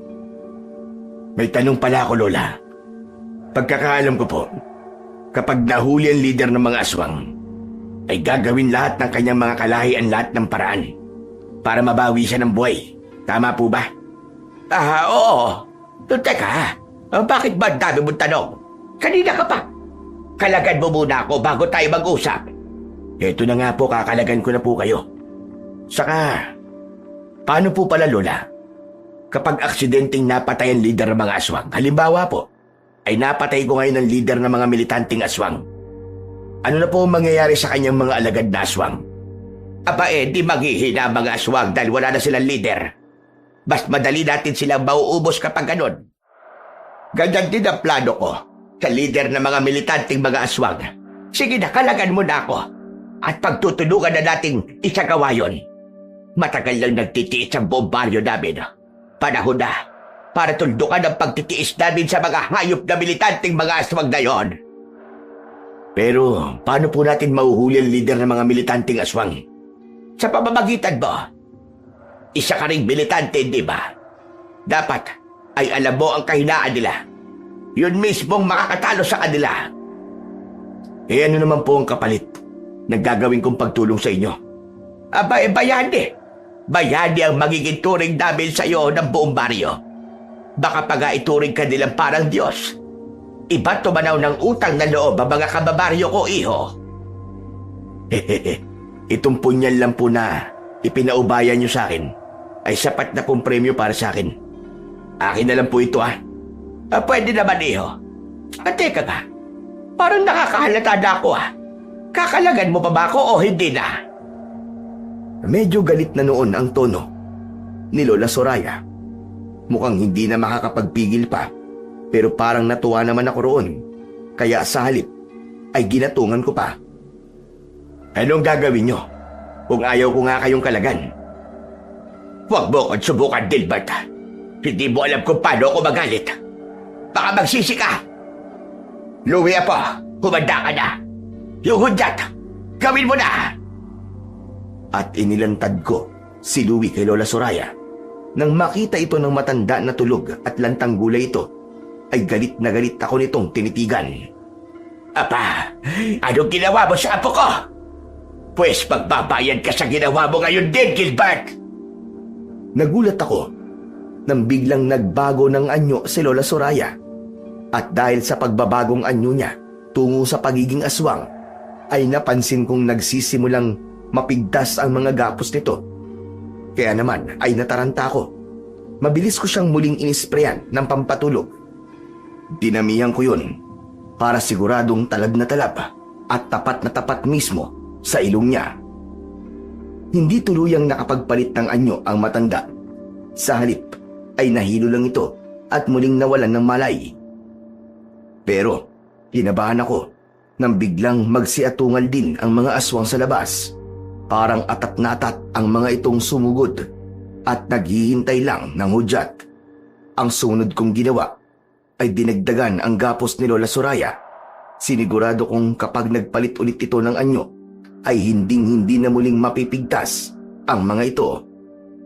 Sa pamamagitan ng binocular, ay muli kong sinilip ang mga aswang sa labas. Marami sila at parang nag-uusap-usap. Sigurado kong nakakatunog na ang mga ito sa nangyayari kay Lola Soraya. Dahil naman nakakasiguro na kung si Lola Soraya pala ang mas kalaban, ay binalikan ko si Erwin at kinalagan ito. Tama ka nga sa mga sinabi mo, Erwin. Ngayon ay naniniwala na ako sa iyo. Si Lola Soraya nga ang totoong kalaban. Salamat naman, Dilbert. Ngayon ay kailangan natin kumilos. Ramdam kong atat na atat na sumugod dito ang mga aswang sa paligid. Mga alagad na matandang hukluban. Ano na pala ang nangyari sa kanya? Ano na ngayon ang balak mo? Yung bata ang gagamitin natin, Erwin, para makaalis tayo kagad dito. Kailangan makabalik ka sa kuta ninyo at sasama ko. Dadalhin natin si Lola Soraya. Pero paano natin siya dadalhin? Gayong maraming mga aswang nakaabang sa labas. Basta, ako nang bahala. Si Louie nga ang gagamitin natin.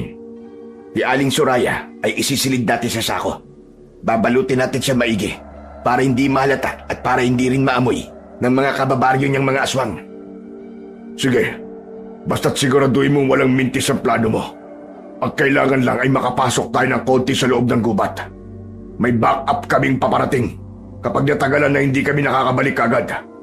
Tutulungan nila tayo kung sakaling biglang sugurin tayo ng mga aswang kapag nabuking nila tayo. Mabuti kung ganun. Ikaw pala, kumusta naman ang pakiramdam mo? Kakayanin mo pa bang kumilos ng maayos dahil dyan sa mga sugat mo? Teka pala, ang alam ko, ang mga aswang may kakayahang pagalingin ng kanilang mga sugat sa pamamagitan lang ng pagdila at paglaway. Wala ka bang ganong abilidad? Oo nga pala. Bakit nga pala hindi ko naisip yun? Hindi lang ako, kundi pati na mga kasamahan ko sa kuta. Kung naisip lang namin kagad, edi siya na pala. May chance ang buhay pa hanggang ngayon ang mga namatay naming mga kasamahan. Sandali, susubukan ko. Agad ngang sinubukan ni Erwin ang sinabi ko. Kung sa bagay, hindi ito natural na aswang, kaya hindi nito alam yon. At tulad ng inaasahan ko na ikinamangha ni Erwin, ay unti-unti ngang naghilom ang mga sugat nitong nilawayan niya. Aba, ang galing, Dilbert. Gumagaling nga ang mga sugat ko. Salamat sa nasabi mo.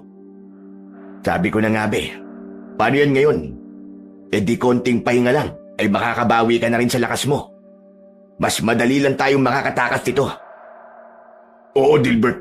Ngayon nga mismo, habang naghihilom ang mga sugat ko, ay ramdam ko na kagad ang pagbalik ng lakas ko. O siya, kailangan na natin kumilos. Isasako natin itong matanda at itatabi sandali. Tapos ay gigisingin ko na si Louie para sa plano natin pagtakas. Ikaw naman ay magtago ka ulit muna sa kusina.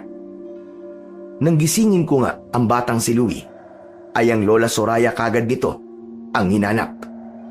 Ni hindi nito naalala ang ginawa kong pag-spray dito. Sir Dilbert, nasan po si Lola Soraya? Naku, Louie, kanina ay biglang may lumitaw at nakapasok ditong ilang militanteng aswang. Nadukot ang Lola Soraya mo. Ang bilis ng pangyayari. Di man lang ako nakaporma para protektahan ng lola mo. Hala, talaga po? Paano po ngayon yan? Kailangan mabawi po natin ang lola ko. Tsaka pala, Louie, habang itinatakas ng mga militanteng aswang si Lola Soraya, ay may ibinilin siya sa akin. May kinalaman sa'yo. Lumabas ka raw ngayon at pagsabihan ng mga kababaryo nyo na lumusob sa kuta ng mga militanteng aswang sa pusod ng gubat. Kailangan mo raw magmadali. Eh ikaw po, Sir Dilbert, ano pong gagawin nyo? Siyempre, susunod ako sa inyo. Nasa akin ang punyal na pantapos sa mga militanteng aswang. Ako ang tatapos sa kanilang lahat. Alam na po ninyo ang sekreto namin ni Lola? Oo, Louie. Umamin na sa akin ng lola mo at naiintindihan ko naman siya. Kaya sige na, lumabas ka na. Naghihintay na sa'yo ang mga kababaryo mo. Heto, kakalaga na kita, ha? Sabihan mo kagad sila. Magmadali ka. Pagkakalag ko nga kay Louie, ay tumakbo kagad ito palabas na natataranta. Sumisigaw pa ito sa mga aswang na nakapaligid at nag-aabang sa labas. Dinig na dinig kong sinunod nito ang utos ko. Pinasusugod nito ang mga kababaryo nitong aswang sa kuta ni na Erwin. Katakot-takot na mga atungal ang sumunod. Galit na galit ang mga aswang. Samantala, nang unti-unti nang papawala ang papalayong atungal ng mga aswang, ay bigla naman akong nakaramdam ng kakaibang hilo. Tatawagin ko sana si Erwin, pero tuluyan na akong nawalan ng malay. Bumagsak ako sa sahig. Hindi ko na alam kung gaano ako katagal nawalan ng malay. Bigla akong napadpad sa mundo ng mga panaginip. Mula sa kadiliman ay nakarinig ako ng mataginting na tinig ng isang matandang lalaki. Habang nagsasalita ito, ay unti-unti itong lumilitaw sa harap ko. Mukha itong ermitanyo dahil mahaba ang ubaning buhok at balbas. May hawak din itong tungkod. Natutuwa ako at sa'yo napunta ang makapangyarihang punyal ko, iyo. Teka, sino ho kayo? Tsaka ano pong ibig niyo sabihin? Ako si Larry. Isa kong magaling na albularyo na minsan ay naligaw sa gubat na ito sa pangangalap ko ng herbal na mga gamot. Ako ang totoong nagmamay-ari ng punyal na pantapos na nasa iyo ngayon. Pinatay ako ng aswang na si Soraya, kaya naagaw niya sa akin yan. Ngayon ay panahon na ng paniningil.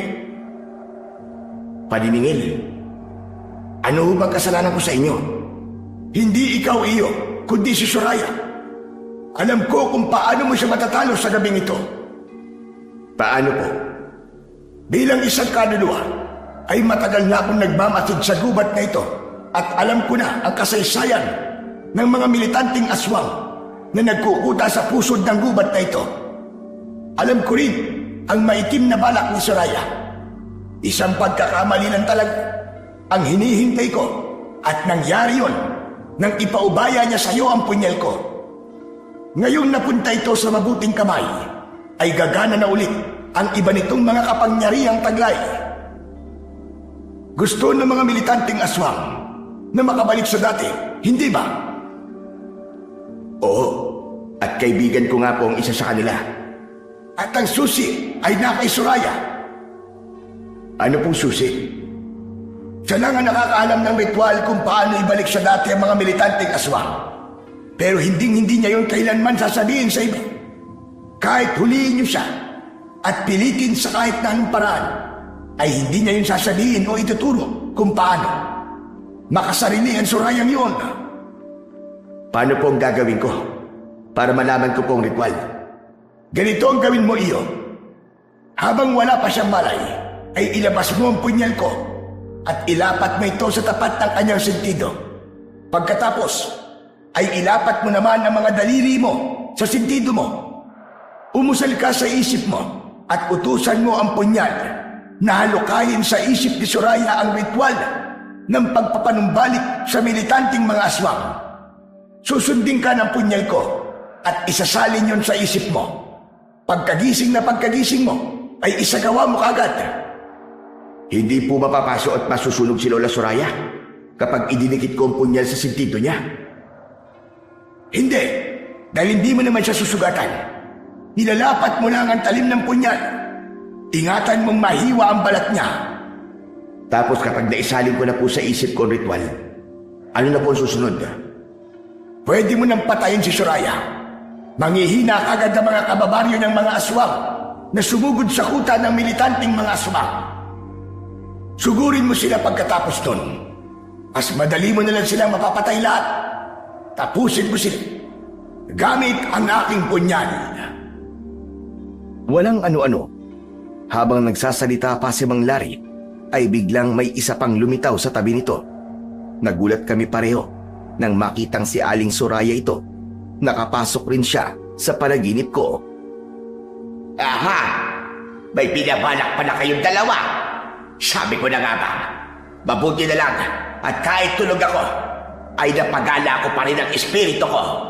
Pues, hindi kayo magtatagumpay sa binabalak nyo laban sa akin. Mabilis sanang maglalaho ang espiritu ni Lola Soraya. Pero mabilis din itong sinunggaban ni Mang Larry. Makaraan ay inutusan niya ako. Gumising ka na, Iyo. Dali! Isagawa mo na kagad ang sinabi ko. Gagawin ko ang lahat para hindi mo na siya kagad makatakas sa panaginip na ito. Para hindi siya magising kagad. Sige na! Dalian mo! Napahingal pa ako nang agad akong magising. Natatarantang inilabas ko ang pang-spray ko para kung sakali ay makatulog lang ulit si Lola Soraya. Butik! Naubos na pala laman ng pang-spray ko. Nako, kailangan ko nang isagawa kagad ang sinabi ni Mang Larry. Natatarantang pumunta ako ng kusina kung saan namin pansamantalang itinago ni Erwin si Lola Soraya na nakasilid sa sako.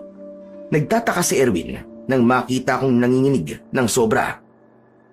Anong gagawin mo, Dilbert? Saka bakit sobra ka natataranta at nanginginig? Tulungan mo ko, Erwin. Tangnan mo maigi si Lola Soraya at kukunin natin sa isip niya ang ritual para maibalik ko kayo sa dati. Seryoso ka ba? Paano mo gagawin yun? Sumunod ka na lang muna, Erwin. Saka ka na magtanong. Kailangan maisagawa na natin ito kagad. Nanginginig pa rin ang mga kamay kong inilabas ko ang punyal matapos naming mailabas sa sako si Lola Soraya. At matangnan ng maigpit ni Erwin sa mga kamay nitong pinagsalikop sa likod. Ilalapat ko na sana ang punyal sa sentido ng matanda. Pero hindi ko ito mailapat ng maayos. Nangangamba kung baka masugatan ko ang balat nito. Hindi pwedeng mamatay kagad si Lola Soraya nang hindi ko muna nalalaman ang ritual. Sa wakas, ay nag-concentrate akong maigi para pigilan ang panginginig ko. Medyo natagalan pa ako ng konti. Medyo umuungol na rin si Lola Soraya. Palatandaan na nagsisikap itong makawala sa mundo ng mga panaginip. Narinig ko pa ang mataginting na tinig ni Mang Larry. Bilisan mo, Iho! Lumalakas na si Soraya! Nahihirapan na akong pigilan siya! Ito na po, ito na. Nakalapat na. Teka, sino kausap mo, Dilbert? Ako ba? Basta, saka ko na lang ipapaliwanag sa iyo ang lahat, Erwin. Pagkalapat ko ng mga daliri ko, sa sentido ko, at pagkausal ng dapat gawin ng punyal, agad-agad ay pumasok sa isip ko ang buong proseso ng ritual na kailangan. At eksaktong makumpleto ito, ay siya namang biglang pagdilat ng mga mata ni Lola Soraya. Agad-agad ay nagpalit ito ng anyo, naging aswang at marahas na nagwala. Dahil hindi naman yun inaasahan ni Erwin, ay bigla nitong nabitiwan ang matanda. Mga pagahas kayo! Gayon ay malalagot kayo sa akin! Humanda kayo! Biglang dinamba ng kalmot ni Aling Soraya si Erwin. Pero nakailag ang huli. Pero mukhang hindi magpapatalo si Lola Soraya. Naglaban sila ni Erwin. Hindi makakabalik sa dati ang mga militanteng aswang. Hindi ako makapapayag. Lalapain ko muna kayong lahat. Ikaw rin, Dilbert. Hayop ka. Inisahan mo ako. Kaya gayon ay tikman mo ang ganti ko! Ako naman sana ang susugurin ni Aling Soraya. Pero iniamba ko sa kanya ang punyal ni Mang Larry. Dahil dito ay natigilan si Aling Soraya. Sige, sumugod ka, matanda ka. Kung hindi, tatapusin na kita. Pwede na kitang patayin ngayon dahil nalaman ko na ang ritual. Parang nag-isip pa si Aling Soraya kung ano ang isasagot sa akin. Nanggagalaiti itong gustong ituloy sana ang pagsugod sa akin. Pero nagpipigil naman ito. Pues, sino may sabi sa'yo tatalab sa akin ang punyal na yan? Ang pipityonging albularyong silari? At akala naman niya ay alam na niya ang lahat tungkol sa akin. Ngayon ay humanda kayo. Talagang pinipilit ninyo kong ilabas ang pinakatatago kong mga abilidad. Pues, pagbibigyan ko kaya. Bigla ay malakas na umalulong si Lola Soraya. Matinis ang alulong nito na masakit sa tenga. Ano pat, napatakip kami pareho ng mga tenga ni Erwin. Pero sa kabila nito ay binalaan ako ni Erwin. Naku, Dilbert! Tinatawag niya mga kababaryo ng mga aswang papunta rito. Tapusin na natin siya bago pa man sila magdatingan pabalik dito. Lumingalinga si Erwin sa paligid. At nang makita ang ilang mga busog ng kawayan sa isang sulok, ay mabilis niyang dinampot ang mga ito. At nang wala nang patumpik-tumpik pa, ay bumuelo siya at mabilis na tinuhog sa likod ang umaalulong pa rin si Lola Soraya. Hindi ninyo ako basta-basta mapapatay!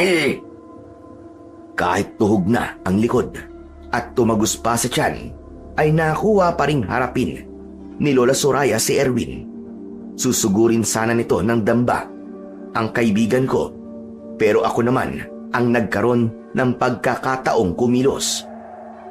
Mabilis kong sinugod ang nakatalikod na matanda at itinara ko ang punyal na pantapos sa mga aswang sa likod nito, sa tapat mismo ng puso. 3 ulos ang ginawa ko. Bawat ulos ay madiing-madiin. Ibinuhos ko ang buong gigil ko. Katapusan mo na, Lola Soraya. Ang katulad mong salot ay hindi na dapat nagtatagal pa sa mundo. Ang dapat sa'yo ay nabubulok na sa impyerno. At nakuha pa akong harapin ng matandang aswang. Nagtatangka pa itong kalmutin ako sa muka. Pero naiwasan ko yon. Hindi ko pa katapusan na. Ipakita na hangot ka. Mabubuhay pa akong muli para gantihan ka. Isinusumbay. Pero hindi na naituloy pa ni Lola Soraya ang pagsumpa sa akin nang biglang umusok ang kanyang bibig at unang-una mismong naagnas. Nang unti-unti na ring maging abo ang matanda, ay bigla akong nanghina at napasalampak ng upo sa saig. Maging si Erwin ay napagaya na rin sa akin. Pero saglit lang ay nagsalita siya at muling tumayo at dumampot ulit ng ilang busog na kawayan. Hindi pa rito nagtatapos ang lahat, Dilbert. Tumayo ka riyan. Naririnig ko na ang paparating na mga aswang na tinawag ng matanda na to. At mukhang marami sila. Oo nga pala. Yan ang sinasabi mong backup natin. Nasaan na sila? Bakit wala dito? Naririnig ko rin ang mga atungal ng mga kasamahan ko, Dilbert. Sumusugod na rin sila. Sige na, tumayo ka na riyan. At armasan mo ang sarili mo. Sasalubong tayo para maipit sila sa gitna. Tama ka. Saka mas mahina na sila ngayong wala na si Lola Soraya. Saka si Louie pala. Huwag nating idamay ang bata. Hindi, Dilbert. Papatayin din natin siya. Malamang na alam na niyang napatay na natin ang lola niya. Kung bubuhayin pa natin siya, mag-iiganti at mag-iiganti pa rin siya. Nasa sistema yun ng natural na mga aswang. Isasama ko siya sa ritual para maging tao na rin siya. Hindi tatalab sa kanya yun, Dilbert. Maniwala ka. Ano ang babaligtarin mo sa tulad niyan dati ng aswang? Isipin mo nga. Siya, kumilos ka na. Paparating na sila. Dahil wala na rin pag-asa pala para kay Louie, naawa ako sa kanya at wala na akong magagawa. Kaya naman ay tumayo na ako at inilabas lahat ng mga armas na ginawa ko.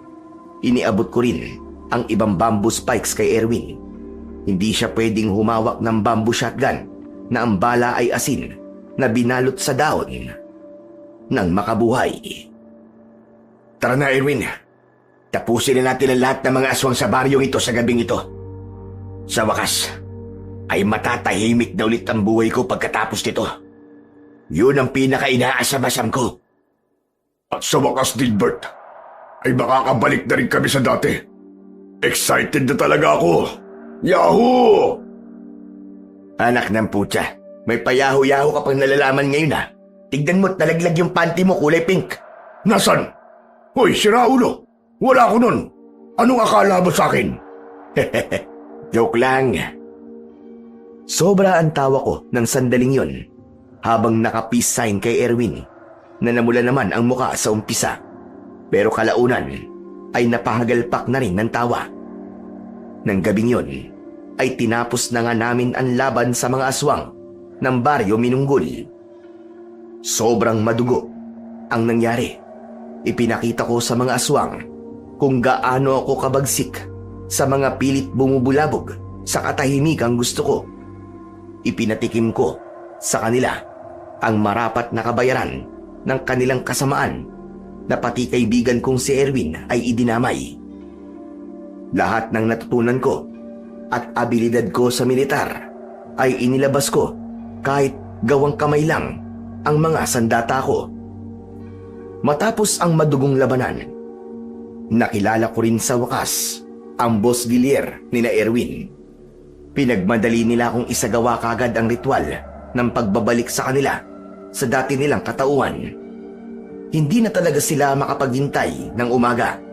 Ang dahilan ay sobrang namimiss na raw nilang makabalik sa kani-kanilang mga pamilya at mamuhay muli sa katahimikan. Matagumpay naman na naibalik ko sila sa kanilang dating katauhan. Wala na sa kanila ang pagkaaswang at labis silang lahat na nagpasalamat sa akin. Tunay nga ang kapangyarihan ng maiwagang punyal na pantapos sa aswang at ang orasyon na nakuha ko sa isipan ni Lola Soraya. Sa isip ko, lihim akong nagpasalamat sa Panginoong Diyos at kay Mang Larry dahil natapos na ang lahat at makakapamuhay na muli ako ng tahimik na aking pinaka-aasam-asam. At sila Erwin naman at Boss Villier ay makakabalik na sa kani-kanilang pamilya. Matapos ang ilang buwan, nagpasya kong bisitahin si Erwin sa kanyang bahay. Masaya naman ito nang makita ko. Nagkumustahan kami hanggang nauwi sa yayaan sa mabuting usapan. Nagyaya ito na uminom. Dilbert, maraming salamat sa lahat ng ginawa mo para sa amin, ha? Alam mo, nang dahil sa'yo, muli akong nakabalik sa pamilya ko. Pambihira. Alam mo, kala ko talaga, doon na ako mabubulok sa impyernong lugar na yun, eh. Ay, ewan ko ba. Talagang nagpapasalamat ako sa'yo. Hehe, huwag mo lang isipin yun, walang anuman. Pero Erwin, salamat din sa'yo. Dahil kahit naging aswang ka, biruin mo, nakilala mo pa rin ako. At hindi mo ko naisipang saktan. Kumbaga mas nangibabaw pa rin sa'yo ang pagiging tao at ang mga pinagsamahan natin nun. At ang pinakamahalaga sa lahat, kahit aswang ka, hindi nawala ang pananampalataya mo sa Panginoon. Patuloy pa rin yung nag-apoy sa puso mo. At yun, ang tunay na nagligtas sa'yo, pare. Kaya nga pero alam mo pare, muntik na. Nagdadasal ako, pero iniisip ko kung pakikinggan ba ako ng Diyos. Dahil siyempre, naiisip ko isa akong aswang. Natatawa nga ako minsan sa sarili ko . Meron palang aswang na nagdadasal. Pero pare, napatunayan ko na kahit isa ka palang kampo ng dilim, ngunit hindi bumibitaw sa pananampalataya sa Panginoon, hindi ka niya bibiguin, pare. Grabe, ang galing ng Diyos, pare. Nang dahil doon, lalong lumalim ang pananampalataya ko. Tama ka, pare.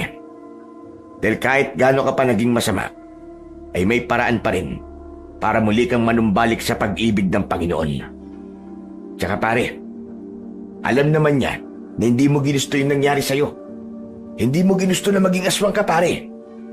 Kumbaga, biktima lang kayo. Hindi mo ginusto na maging alagad ka ng kadiliman. Pero tama na yan, pare. Mag-move on na tayo. Ang mahalaga sa lahat, na pagtagumpayan natin ang masalimuot na pangyayaring yun at napatunayan natin na mahal tayo ng Panginoong Diyos at hindi niya pababayaan ng kanyang mga anak kahit kailan, kahit nasa pinakailalim pa ito ng kadilim-diliman ng mundo.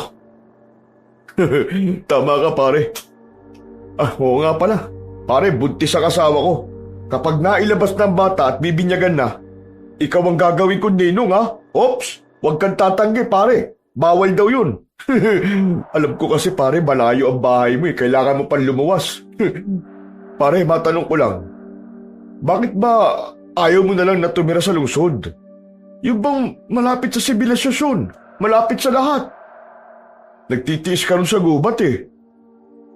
Oo na, sige na, pumapayag na ako na maging ninong ng anak mo, pare. Congrats na kagad sa'yo.